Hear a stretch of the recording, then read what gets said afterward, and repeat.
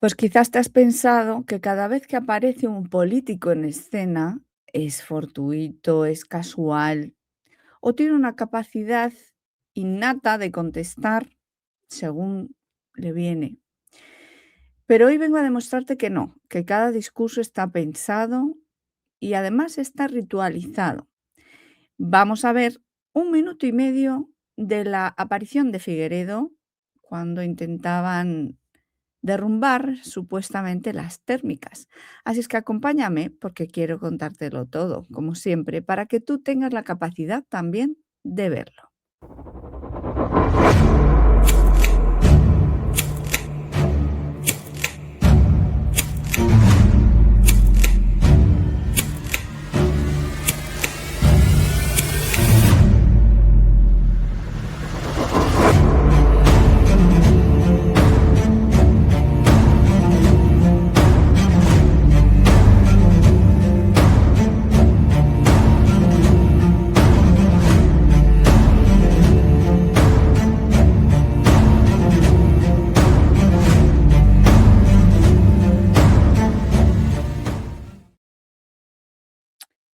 Pues para novedad de nadie, todo está ritualizado y todo tiene una codificación mucho más profunda de lo que parece.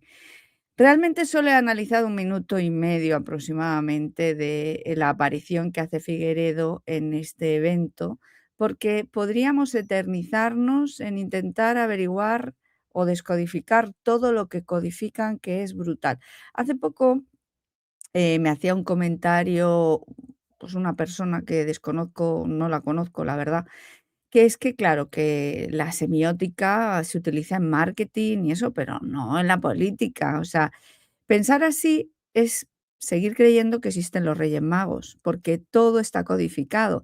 Y si hay algo que funciona en marketing, en los anuncios, en la publicidad, ¿cómo no lo van a utilizar los políticos?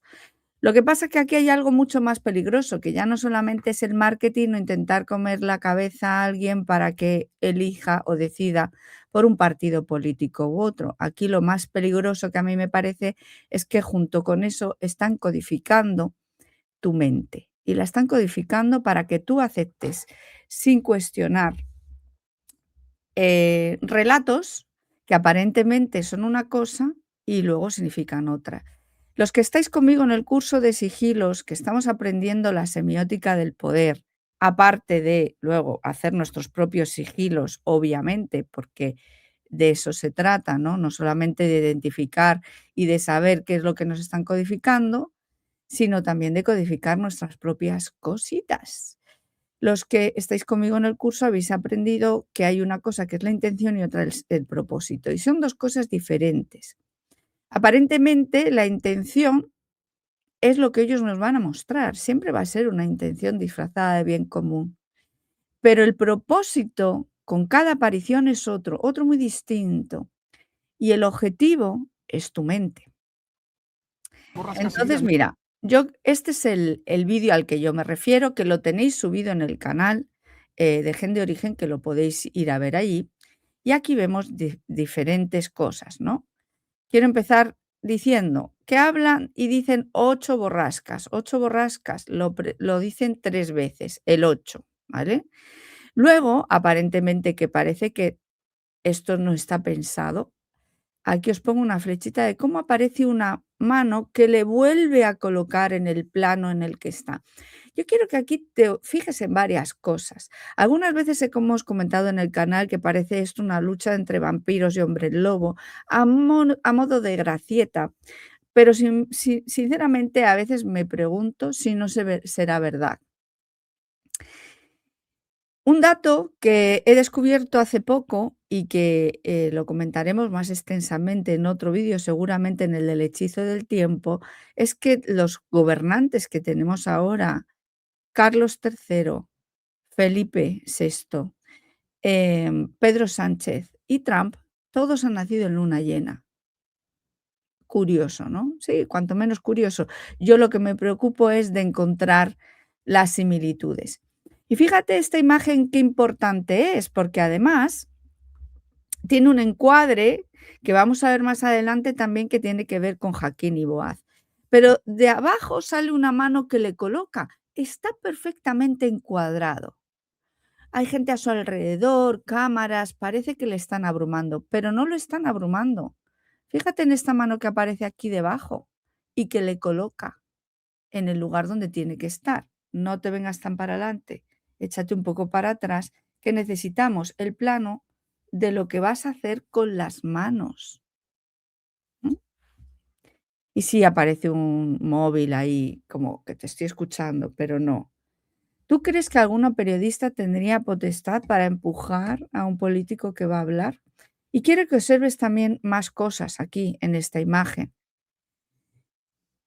Aparte de que menciona 3 veces 8, aparte de que se le tienen que ver las manos, está codificando una un, vamos a decir, un parche que lleva en el lado del corazón. Todo esto lo vamos a analizar hoy. El parche que lleva al lado del corazón, por qué la solapa está encima del parche, qué tapa ese parche existe o no, de dónde está, dónde lo sacamos.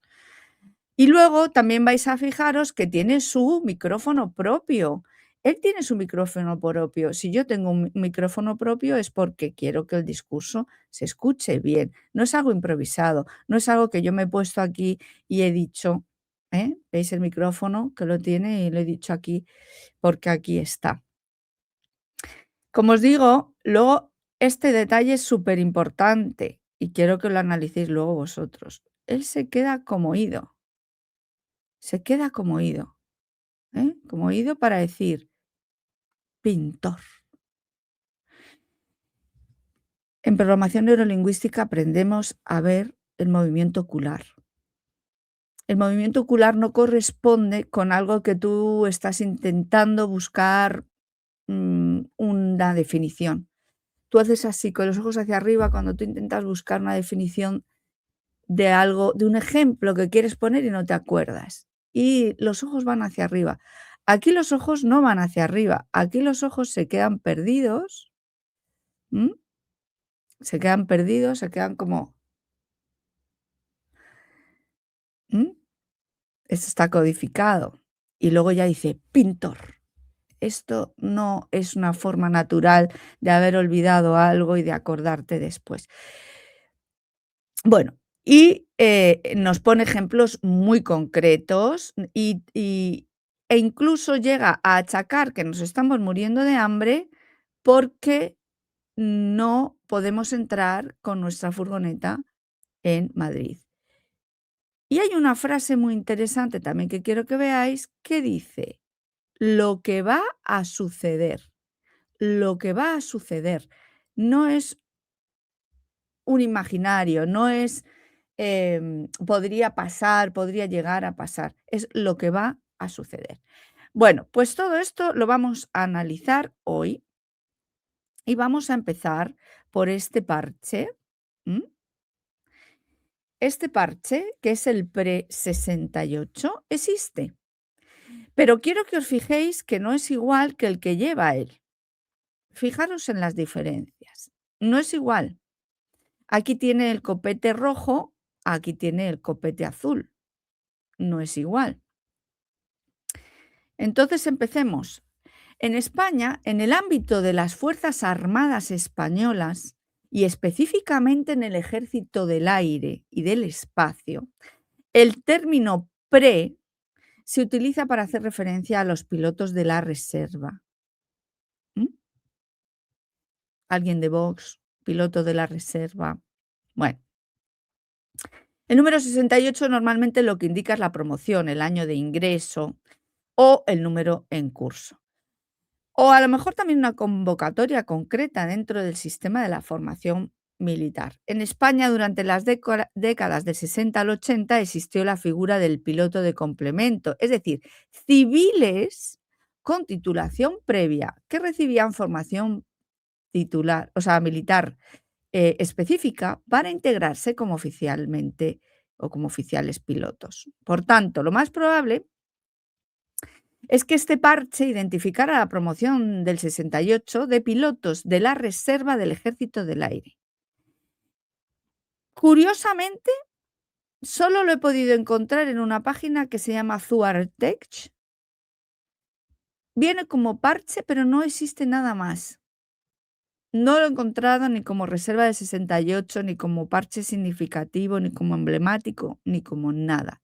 Últimamente me encuentro con que hay páginas, como con lo de la foto del rey, que aparece con el hachazo y que tiene un abrigo con una marca específica, y son marcas que luego tú vas a buscar y sí, existe, pero no hay manera de comprarlas.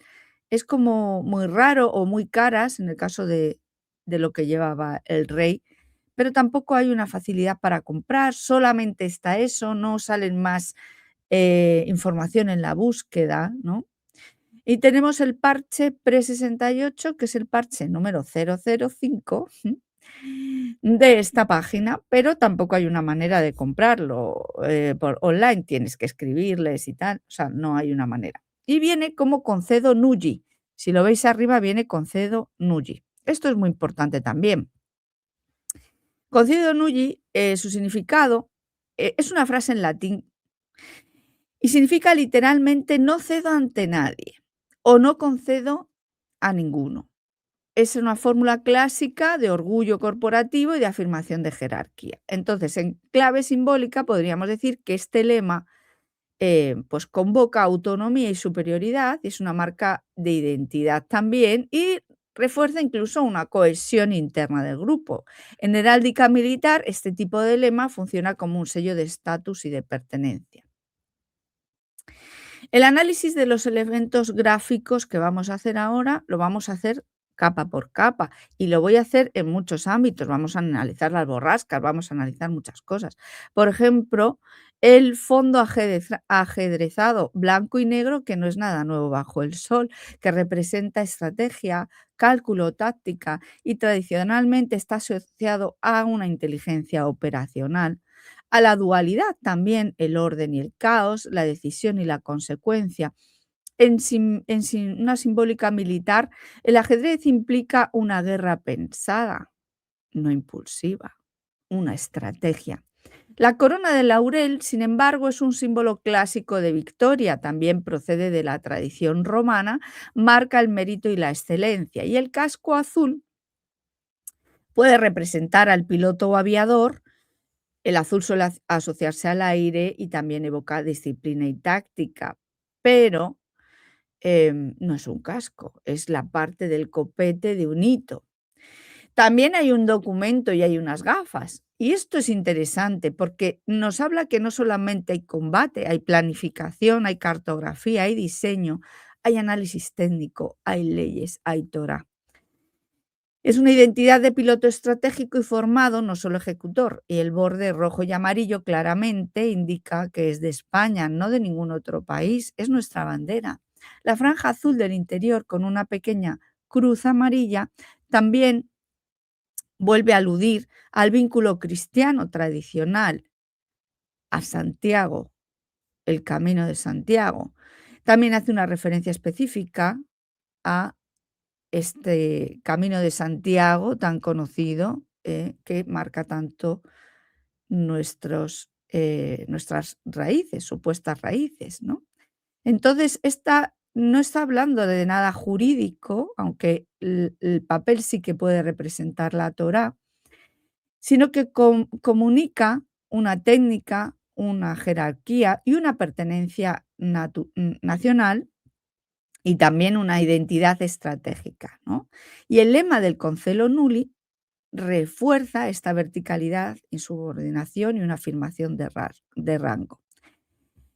Ahora bien, no es lo que tenemos que lleva él exactamente. Hay pequeños cambios. De hecho, incluso como sale borroso, incluso parece que pone PSOE 68, pero no, es pre, es pre. Y fíjate una cosa, pues ya no se ve el lema de Concelo Nuri tampoco. ¿M? El parche de Figueredo tiene cambios significativos. El copete es en rojo y la frase queda tapada. Entonces no es idéntico, es similar. ¿Qué diferencias importantes hay aquí? Pues el rojo sobre el número es un detalle muy fino porque el rojo está arriba, queda arriba y en heráldica visual arriba es jerarquía. El número 68 queda coronado por un rojo y visualmente eso hace que el foco sea el número, no el lema, no el documento, no el laurel. En España, el 88 históricamente marcó un ciclo global de ruptura generacional. Esto es lo que sucedió en el 68. Se produce un cuestionamiento del orden previo y un cambio de paradigma. Y esto no es neutro. La frase tapada por la solapa también cambia el sentido del parche y que esté en el corazón. Es decir, la identidad implica em, el que tú sí te doblegues, estás doblegado. ¿Qué es lo que no se doblega? Está doblegado por una solapa gris, que el gris implica Em, vamos a ver más adelante, que es la tecnocracia, ya hemos hablado, los que seguís toda mi descodificación sabéis que ya en el Toisón de Oro se codificó el gris como toda la tecnocracia, que lo llevaba Sofía Nieta, ¿no? Es similar, pero no igual, pertenece a la misma familia que este parche, pero no he encontrado un parche igual y lo podéis intentar buscar. Bueno, no sé si a partir de este vídeo a lo mejor ya empieza a aparecer en las redes sociales, pero a día de hoy, día 16 de febrero, que yo estoy grabando este vídeo, no aparece en Google ningún parche similar. Y también hay muy interesante que hay micrófonos oficiales en la escena, ¿no? De hecho, yo he intentado buscar por todos medios y hay una publicación que encontré de diciembre de 2025 donde se hace una recopilación de los emblemas a lo largo de su historia del Ejército del Aire Español. Y para mi sorpresa, bueno, yo he encontrado cosas, pero no he encontrado nada ni similar ni parecido a este parche, la verdad. No hay nada ni similar ni parecido. Entonces, vamos a ver un cruce simbólico que hay aquí, porque está hablando en el discurso, critica el derribo de las chimeneas térmicas, critica las restricciones de del diésel en ciudades, parece defender al autónomo y al trabajador, con eso del pintor con furgoneta, hace un énfasis tremendo en ganarse el pan y hay una narrativa en general de ruina económica. La chimenea es un símbolo vertical, clásico. Representa potencia, producción, humo, energía visible y también una era fósil. Derribarla implica cerrar un modelo. La furgoneta diésel también tiene que ver con este modelo supuestamente antiguo, ¿no? Este modelo que ya no sirve. Implica un trabajo manual, una economía real, una movilidad productiva y una clase trabajadora autónoma. ¿Qué aporta este parche a la escena? El parche comunica promoción, estructura técnica, estrategia por el ajedrez, el orgullo del grupo y la identidad organizada. Él critica todas estas decisiones energéticas con el emblema y la escena lo que activa es en el inconsciente, porque siempre hablamos desde el inconsciente, es que esto no es una protesta emocional, sino una posición estructurada. El ajedrez detrás del número 68 refuerza esta capa, no es improvisación, es cálculo, es advertencia estratégica. Y mirad, volvemos a encontrar Jaquín y Boaz, el verde en el medio que representa ¿eh? la... Es que es impresionante cómo hacen todo esto, ¿no? Mirad si podéis ver Jaquín y Boaz aquí. En la parte de Boaz, la columna negra representada por este señor que lleva un abrigo negro y que se le pega y que le mira como extrañado, ¿no? Y también detrás vemos un cartel de recursos, de facturaciones, como que la gente reclama o hay una manifestación para que no las derriben. Y a la derecha, que ya tenemos a Hakim, en lo que se transforma, estamos acostumbrados ya a ver este tipo de estructura, pues tenemos los servicios de emergencia, ¿m? Los coches y todo esto.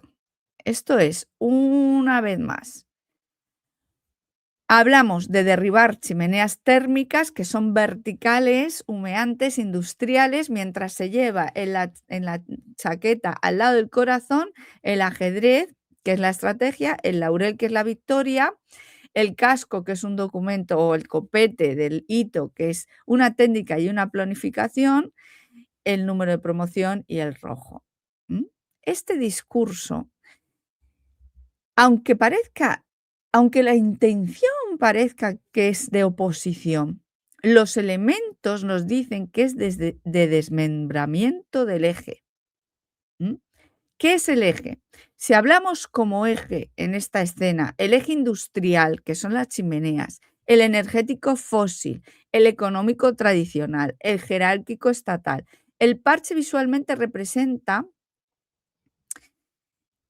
en un principio la cohesión, el laurel, el ajedrez estructurado, el número central, es decir, bajo una iconografía de ruptura, el escudo es un compacto que la refuerza, no la opone, no la opone. Vamos a ver más cosas. La chimenea representa el eje industrial, la chimenea térmica es vertical, es central, es emisora, visible, es una columna del sistema productivo. Derribarla no es modernizar, es cortar la columna vertebral del modelo anterior. Y el número 68, que reducido se queda en 14, está presente en el pecho que en el lado del corazón. Entonces, el mensaje arquetípico se puede leer como el eje será fragmentado. Yo no me estoy, o sea, en un principio, este discurso que te parece que la intención es oponerse, está reforzando, y lo vamos a ver luego desde el lado de la programación neurolingüística, para que veáis qué es lo que realmente se queda en la psique, ¿eh? Está reforzando el discurso por completo. El 68 como 14 es porque 6 más 8 son 14, como desmembramiento del cuerpo eje, la fragmentación del orden vertical. Eso es Osiris, el eje, el rey, el principio estructurante, la continuidad. Y desmembrarlo es romper esta columna, dividir la unidad, dispersar la soberanía. Pero también es 6 y 8 como polaridad de materia y estructura. Es decir, el 8 como un poder material y el 6 como un equilibrio social. Es decir, este número implica también fragmentación y reconstrucción. Vamos a desfragmentar esto y a construir otra cosa. El copete rojo señala la activación, la sangre, el corte. Es una violencia simbólica, porque el 14 indica el desmembramiento y el rojo lo intensifica como acto. ¿Comprendes esto? El ajedrez no es caos, es su propio juego, es el terreno de juego, es la estrategia. Esto introduce otra capa. El desmembramiento no es accidente, es jugada, es ley incluso. Entonces el discurso de oposición, ya solamente con la chapita que está llevando aquí, nos hablan de un discurso verbal que en principio parece una defensa del cuerpo productivo, pero el mensaje arquetípico es un cuerpo fragmentado. Eso es lo que va al nivel inconsciente, la aceptación del corte. Y se te ha pasado totalmente desapercibido. Semióticamente, esto es lo que hace un discurso que intenta fragmentar la mente, darte a nivel consciente una resistencia, pero a nivel inconsciente la aceptación del corte. De hecho, yo estoy segura que todos aquellos que seguís a Vox y habéis escuchado este discurso, habéis empezado a decir, sí, sí, sí, qué razón tiene, sí, sí, sí, qué razón tiene. Pues te voy a decir qué razón tiene y a qué le has dado el consentimiento y a qué le has dado la razón. Que es precisamente a su discurso. Incluso podríamos hacer una lectura simbólica del nombre en descomposición. Figueredo, figurado, Fígaro. Figueredo es la higuera, es el fruto. Figurado es la figura, lo que da forma, y Fígaro es el que arregla, el que corta, el que media. Por tanto, podemos decir que su nombre incluso para tu inconsciente significa un operador que moldea la realidad, que da forma a la figura. Él está representando esto, por eso lo dice él. Yo quiero que también observéis una cosa, todos nuestros gobernantes tienen nombres bíblicos. Santiago, Pablo, Pedro, Felipe, todos son nombres bíblicos para pensar, ¿no? Me queda Alvise, pero lo tengo que analizar, lo de Alvise, que todavía no es que nos gobierne, ¿no? Luego también los nombres de los micrófonos que representan, la emisión, la propagación de la onda, onda cero, ¿eh? Es Radio Castilla y León Televisión, que también marca el territorio, simboliza la administración regional, un marco institucional local. Puede ser que nos estén anunciando que el desmembramiento va a venir por parte de las comunidades autónomas, que que cada comunidad autónoma vaya determinando cómo derriba su fuente de alimentación, la que tenía hasta ahora, ¿no? El micrófono que lleva en la solapa. Esto cambia totalmente la dinámica. Hay 3 niveles de captación. Uno, que son los micrófonos externos, que son la prensa. Otro, la cámara que le enfoca, que no le pierde de vista en ningún momento, que no pierde el plano en ningún momento. Y el tercero es el micrófono propio. Esto es una captación directa. Eso significa que no depende del sonido del ambiente y que puede usar su propio corte de audio. Tiene control narrativo posterior. Esto ya no es una comparecencia espontánea, esto es una producción de contenido asegurada. Hay una cámara fija sin interrupciones. Cuando en una escena hay un enfoque limpio, un encuadre estable, un micrófono propio, el reposicionamiento está controlado, porque hay alguien que dice: "No te pongas tan delante, échate un poquito más para atrás". Estamos ante algo, em, organizado, es una puesta en escena organizada, La persona lo recoloca. Esto es clave, supervisa el encuadre, ajusta la posición, mantiene el eje corporal y esto es una dirección escénica, no es espontáneo, es controlado. ¿m? Entonces, ¿cuál es la tensión simbólica que está afectando a tu psique y que está además manipulando tu emoción? Por un lado, denuncia la restricción, la defensa del trabajador, y por otro lado, critica las decisiones energéticas, pero la escenografía, que es de lo que se trata la semiótica, del mensaje que está recibiendo tu inconsciente cuando tú estás totalmente en la emoción de: "Ay, qué razón tiene", uy, en la indignación, en la rabia de que van a derrumbar las energías y tal. La escenografía nos dice que hay micrófonos institucionales, que hay un control del audio propio, que hay una cámara estable y que hay un parche estructurado. Entonces, la narrativa verbal es de oposición, que sería la intención, pero el propósito es decirle a tu mente que aquí hay orden, hay coordinación y estructura, y que esto es un derribo controlado que se tiene que ejercer, que por ley se va a ejercer. Y vuelves a reforzar: "Ay, ¿qué le vamos a hacer? No podemos hacer nada". También el eje corporal, el que él se incline hacia adelante y alguien le coloque hacia atrás, eso también tiene un significado para tu psique. Corporalmente es impulso, o sea, yo impulso, pero tengo una contención y un reposicionamiento. No puedo impulsarme, no puedo defenderme contra esto, no puedo, tengo que colocarme otra vez en el lugar. Lo que más pesa en la escena no es ni tan siquiera el parche o el número, sino el sistema que lo captura, el control propio de la narrativa, el enfoque limpio, la asistencia que recibe fuera de plano. Entonces, esta escena nos indica que no es un accidente mediático, sino una intervención preparada.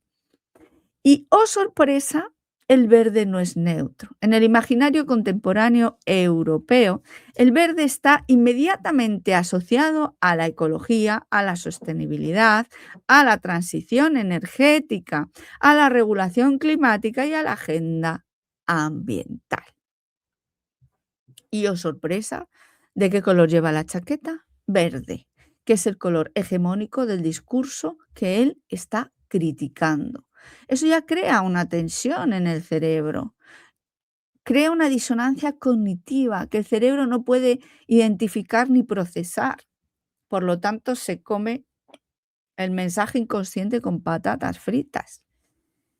Más allá de la política coyuntural, el verde en nuestra vida diaria significa crecimiento, renovación, naturaleza, esperanza. Es decir, no es un color que ellos hayan adoptado al azar, sino es un color que a nosotros ya nos representa, porque yo miro la naturaleza y veo verde, ¿comprendes? Pero también tiene una connotación de inmadurez, porque una fruta verde es que aún no está madura. Una adaptación forzada también implica ese verde, ¿no? Y la domesticación de lo salvaje. El color verde es un color de transición, no es negro ni es rojo, es un color de transición. Con lo cual el verde nos está llevando a una transición y esa transición es la que cae sobre, que hoy yo voy del mismo color gris, que representa, bueno, es un gris verdoso, es una mezcla de transición. La paradoja escénica es esto, que él critica las restricciones ambientales mientras se viste de verde. Y eso genera una capa ambigua en el cerebro, una oposición verbal, pero una integración visual, que es lo que realmente llega hasta nuestro inconsciente. Habla de regulación ecológica, pero cromáticamente está dentro del mismo marco ecológico. No es el gris industrial, que sí que aparece por dentro. Sí está vestido por dentro, lo oculto, lo que no se ve, lo que va a terminar cayendo sobre el que no te doblegas ante nadie en la institución. Me opongo. El verde y el eje desmembrado pues hacen un encaje perfecto, ¿no? La chimenea, que es el eje industrial, el pan como cuerpo productivo y el pintor, que es la piel urbana. Y vamos a ver esto también un poquito más adelante en cuanto a lo que significa su discurso, porque dice palabras tremendas que van directas al inconsciente, ¿no? Verde y ciudad cerrada. Es decir, si el pintor no puede entrar en Madrid por medidas ambientales, entonces quien denuncia esto se viste de verde, una medida ambiental, y la escena activa esta contradicción estética. El cuerpo viste el color del sistema que critica. Esto os tiene que quedar claro. Vamos con la narrativa, porque aquí hay partes súper importantes. Además de mantener un relato continuo de carencia que no pasa desapercibido para nadie, no pasa desapercibido para nadie esta carencia, ¿no? Esta carencia. Ahora entramos a analizar algo que es cómo opera la narrativa cuando se presenta el futuro como un hecho consumado, porque te dice eso, que cada vez lo vamos a ver todo, ¿no? Lo primero que hace este hombre es declarar el futuro como certeza. La frase clave es: lo que va a suceder es. Esto es una presuposición de inevitabilidad, así se llama en programación neurolingüística. Es decir, no dice podría suceder, no dice existe el riesgo de que suceda, no dice si continúa esta política, dice lo que va a suceder. Cuando el cerebro escucha esta afirmación, una afirmación futura, como un modo declarativo, la procesa como un escenario probable consolidado, no la pone en duda, no la cuestiona. No es una hipótesis abierta. En términos de programación neurolingüística, esto es un futuro cerrado en negativo. ¿De acuerdo? Esto es un futuro cerrado en negativo. Y se instala en el cerebro una imagen futura como si ya estuviese en marcha. Luego hay una descripción, sensorial muy concreta, que es dejar de ganarse el pan, arruinarse, cada día más difícil llegar a final de mes, menos verduras frescas, más pasta. Aquí volvemos a todo esto son técnicas de programación neurolingüística, más aceite de girasol. No habla en abstracto, habla en macroeconomía, habla de experiencia doméstica concreta, y esto activa pues arquetipos como la cocina, la mesa, el frigorífico, la compra semanal, la economía familiar. El cerebro no está visualizando un Producto Interior Bruto, no está comparando con la cantidad de inmigración, digamos, que está entrando en el país, que también tiene un nivel económico distinto, no está personalizando en cada persona, lo está generalizando y lo hace como, o sea, la persona que lo escucha sin filtro, y para mí el filtro es el sentido común, el poner en duda, ¿es cierto esto? ¿Es cierto que? O sea, no te digo que pongas en duda que cada vez te cuesta más el carrito de la compra, porque eso es el Producto Interior Bruto, ¿comprendes? Eso es el PIB, eso es la inflación, que le llaman. Yo te pido que tú cuestiones si eso es a consecuencia de que están derribando y cambiando o de que un pintor no pueda entrar en una ciudad. ¿Es a consecuencia de eso? Porque tú ya acabas de poner el foco en una razón que no es cierta, que hay otras razones mucho más potentes y más poderosas que esta. ¿M? Entonces eso es un anclaje sensorial cotidiano que se me hace en mi carrito de la compra, en mi mesa, en mi casa. También hace una validación histórica como una prueba emocional, porque la prueba es que España lleva 30 años con salarios reales estancados. Aquí ocurre algo clave y es que se usa un dato estructural de largo plazo para legitimar un escenario catastrófico inmediato. Y esto es una técnica clásica, donde se establece un hecho difícil de verificar en el momento, se conecta con una emoción actual y se proyecta hacia un futuro agravado que todavía no ha sucedido. Y se hace un puente temporal, pasado, presente y futuro inevitable. Acabas de hacer un combo, un compacto y te lo has traído en el aquí y ahora. Así están creando su realidad. Me opongo. También hay una inclusión directa del oyente, porque incluye a los que están ahí con sus microfonitos. Estoy seguro de que ustedes también lo viven en sus casas. Tú lo ves como que se lo está diciendo a los medios de comunicación, pero tu cerebro se ha incluido en el discurso porque está mirando, es partícipe de lo que está ahí, te ha incluido en el relato y tú has dicho: "Sí, sí, sí, sí, sí, sí, sí, sí, eso es verdad", te has incluido. Cuando alguien dice que tú ya lo estás viviendo, muchas personas escanean rápidamente su memoria buscando una confirmación y esto es un sesgo confirmativo. Y luego la pregunta final del bucle, ¿no? Que para mí es también, eh, importantísima, y es, ¿por qué se cree usted que es esto? No da la respuesta, invita al oyente a completarla. Esto es una técnica muy fuerte, porque cuando el cerebro completa una narrativa por sí mismo, se la cree más, no la impone, la sugiere, deja que tú la concluyas. Y esto es una inducción indirecta, sí, son técnicas de programación mental. ¿Qué efecto psíquico produce todo esto en conjunto? Pues es una secuencia completa que produce, lo primero, declara un futuro negativo como inevitable, que tú no cuestionas, que tú dices: "Sí, sí, sí, sí, es verdad". Lo vincula al sustento y al pan, lo aterriza en la experiencia doméstica y lo valida con historia económica. Y además te incluye personalmente en el relato y te hace completar la conclusión. Esto produce anticipación de escasez, sensación de amenaza estructural, activación de miedo primario, refuerzo de identidad colectiva, los españoles. ¿M? Nadie más. O sea, resulta que hay mucha gente que está viniendo a nuestro país porque su país está muy mal y el nuestro es la salvación, pero los españoles es su ruina. Que alguien me lo explique, que alguien me lo explique. Hay una consolidación narrativa interna y el cerebro empieza a ensayar ese futuro antes de que ocurra. El cerebro Cuando ensaya algo repetidamente, por eso no podemos creernos todos los discursos, de verdad, ningún discurso nos podemos creer, hay que cuestionarlos todos. Cuando el cerebro ensaya algo, muchas veces ya empieza a comportarse como si fuera real. Y esto no es magia, esto es el funcionamiento cognitivo básico. Repite una mentira muchas veces y se convertirá en realidad, no porque sea real, sino porque tú te la crees, comprendes, y para ti es una creencia. ¿Podemos estar hablando de manipulación mental? Bueno, depende del marco ético, obviamente.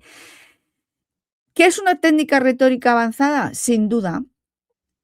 ¿Que es un modelado emocional del futuro? También. ¿Que es un uso estratégico del lenguaje? Por supuesto, porque en programación neurolingüística esto tiene nombre. Se llama anclaje emocional, se llama marco de inevitabilidad, se llama generalización colectiva y una inducción de experiencia interna. Y esto es muy potente a nivel psicológico, de impacto psicológico. Volvemos también con el relato de ganarse el pan, porque el pan no es solamente comida, es un imaginario cultural. Es el sustento básico, es la dignidad al trabajo, es el salario mínimo existencial, es un cuerpo compartido, sobre todo con tanta creencia cristiana, ¿no? Y es un pacto social implícito. Cuando alguien dice quitar el pan, te está activando algo muy primario, que es una amenaza de supervivencia, una ruptura del contrato social, una profanación del sustento. Entonces, el dinero mm, no tiene que ver aquí, está algo mucho más atávico, algo mucho más interno, que es el pan, que es tu cuerpo, el pan como cuerpo, ¿no? En la tradición cristiana, te está diciendo que se está desmembrando el cuerpo social. Este es el mensaje. Un desmembramiento del cuerpo social. Volvemos a Osiris desmembrado, ¿eh? Cuerpo fragmentado. ¿Y por qué un pintor? Porque un pintor cuando además, cuando me queda así, un pintor, ¿qué cuadro? Hay un cuadro que está rodando por ahí que es, de una mujer que está así, ¿no? Y que hay un meme por ahí. Un pintor. Podría haber dicho camionero, agricultor, fontanero. De hecho, la cara que él pone es un poco la de ese cuadro, ¿no? Elige un pintor, que un pintor trabaja fachadas, cubre superficies, aplica capas una detrás de otra, transforma la apariencia, vive la movilidad, pero también crea nuevos escenarios. ¿M? Pinta. Pintar es invertir en la piel de la ciudad, en el aspecto físico.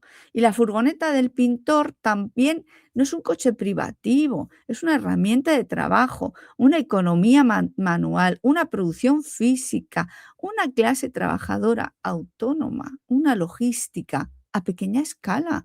No te ha dicho un camión de Carrefour, no te ha dicho un tráiler que llegue hasta Mercamadrid, no te ha dicho eso, te ha dicho un pintor con una furgoneta. Está hablando del autónomo.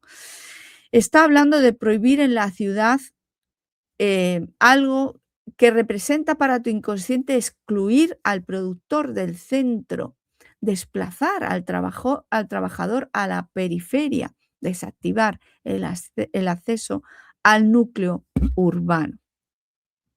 Es decir, una ciudad cerrada al trabajador, no una ciudad como Madrid, todas las ciudades, porque habla de todas las ciudades. Esto no es solamente movilidad, es semióticamente la expulsión del cuerpo productivo del centro simbólico. Este es el hechizo. Me opongo a vuestro mm, hechizo, ritual, conjuro, me opongo a vuestro conjuro. ¿Mm? Pan, pintor y chimenea. La tríada perfecta. La chimenea es la columna industrial, el pintor es la piel urbana, es el tejido productivo principal, sacado del centro. Y el pan es el cuerpo, el sustento, el cuerpo social. Si la columna cae, la piel no puede renovarse, el cuerpo no puede y el cuerpo pierde su pan. Y si lo cruzamos con el parche que llevaba en la solapa, ya es tremendo, ¿eh? Pan, que es el cuerpo, la chimenea, que es el eje, el pintor, que es la piel o la apariencia, el tejido productivo, el 68, que es el 14, que es la fragmentación, y la escena se convierte en que la narrativa de cuerpo social que pierde el eje, piel y sustento, y tú has dicho, sí, tienes razón, me opongo. Ojito a lo que tú le estás dando tu consentimiento. Podría extenderme también mucho más a hablaros del pan como pacto, ¿m?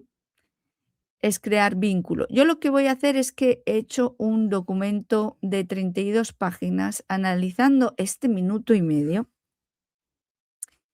en el que analizo el pan como cuerpo, cruzado con la lectura del desmembramiento. También por qué pan y no empleo. Yo este documento lo voy a dar gratuito en la web. Ya sabéis que podéis suscribiros en mi web, gendeorigen.com, es totalmente gratuita. Ya no suscribirte, tú te puedes dar de alta en la comunidad del linaje y accedes de forma gratuita a toda la codificación, todo lo que hemos estudiado durante el último año, especialmente todo lo que se ha descodificado, todos los rituales que nos han hecho, todos los conjuros, todo lo que hemos ritualizado, todo lo que hemos desconjurado y conjurado. Ahí lo tenéis todo de forma gratuita, así es que te recomiendo que te unas a la comunidad del linaje y yo te voy a regalar este documento también para que tú lo puedas imprimir y descargar y hagas con él lo que quieras. Sobre todo compartir, para tomar conciencia de cómo un discurso nos está lavando la cabeza. El empleo es una categoría técnica, es estadística, es política pública. Pero sin embargo, si hablamos de pan, el pan es orgánico, es arcaico, es corporal. Es decir, estoy hablando de algo mucho más profundo con una palabra que no me compromete. También habla de, o podemos hablar del dios Pan, ¿no? Que en la mitología griega Pan es el dios salvaje, el dios de los bosques, el pastoril, el del rebaño. Mitad hombre, mitad cabra. Este es el pan que perdemos. Y aquí se cruza todo. 8 borrascas, naturaleza repetida, naturaleza. Discurso sobre transición ecológica, derribo de chimeneas, que es el eje industrial, restricciones urbanas, el pintor expulsado del centro y la palabra pan. Pan es naturaleza indómita. Entonces la frase se podría leer en un doble plano, es que es el sustento humano amenazado y la naturaleza salvaje reconfigurando el orden. También pan y pánico, o sea, pan viene de pánico. Borrascas repetidas, sensación de crisis, urgencia climática, miedo económico, la atmósfera literal, simbólica, es pánico, la literal y la simbólica. La borrasca como símbolo también es muy potente. No es solamente lluvia, es presión baja, es inestabilidad, es un giro ciclónico y también es energía acumulada, es sistema que desciende.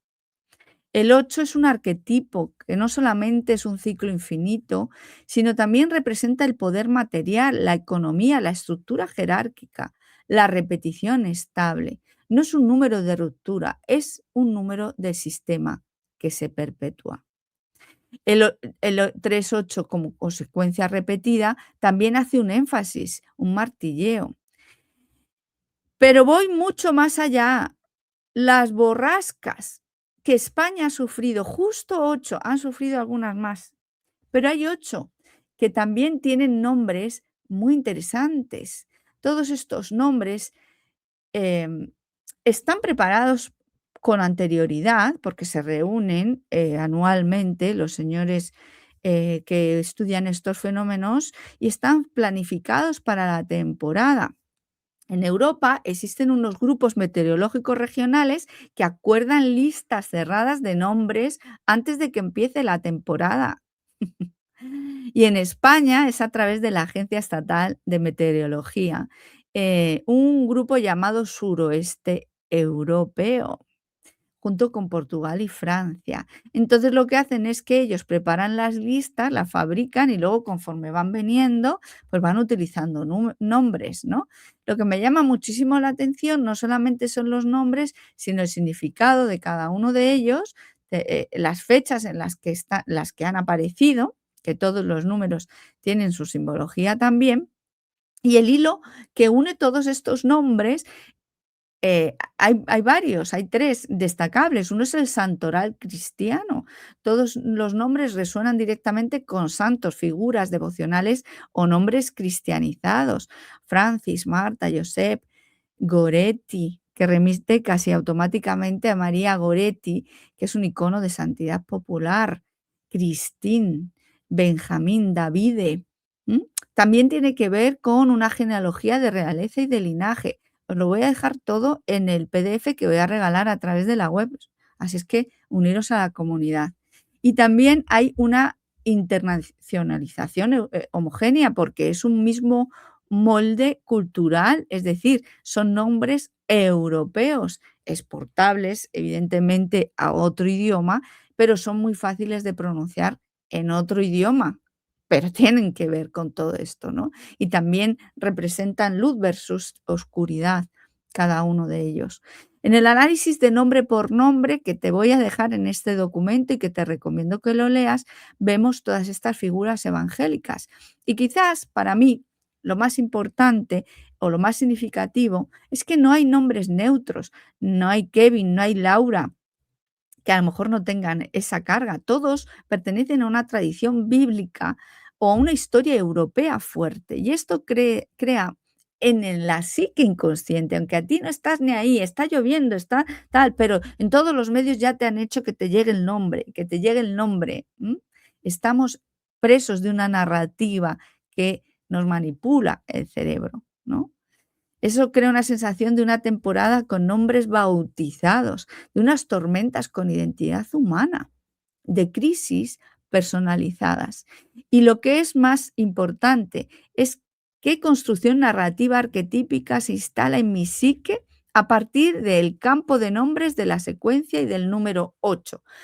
Bueno, pues pueden haber varias frases que podemos sacar de la lectura de todo esto. Un linaje ancestral atraviesa un ciclo de purificación y reorganización bajo presión atmosférica repetida. Y esto no es cuestionable. Esto obliga a tu psique a aceptarlo como cierto. Y yo me opongo. Incluso la frase que se podría detectar. Ahí os voy a dejar todo el análisis para que saquéis vosotros vuestras propias conclusiones. Es que la naturaleza divina declara que el príncipe Harry, heredero del linaje de Jacob y del león de Judá, es el heredero solar. Es impresionante, impresionante, ¿no?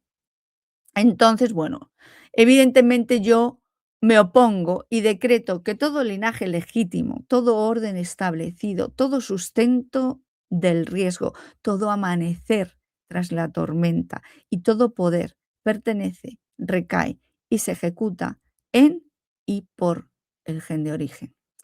Y hasta aquí todo mi análisis de hoy. Os dejo en la web este análisis que os lo enviaré por email a todos los que os suscribáis. Y nada más, simplemente la pregunta es, ¿solo nos queda voz? ¿O lo que nos queda es tomar conciencia de qué mensaje subliminal están metiendo como incuestionable en nuestro cerebro?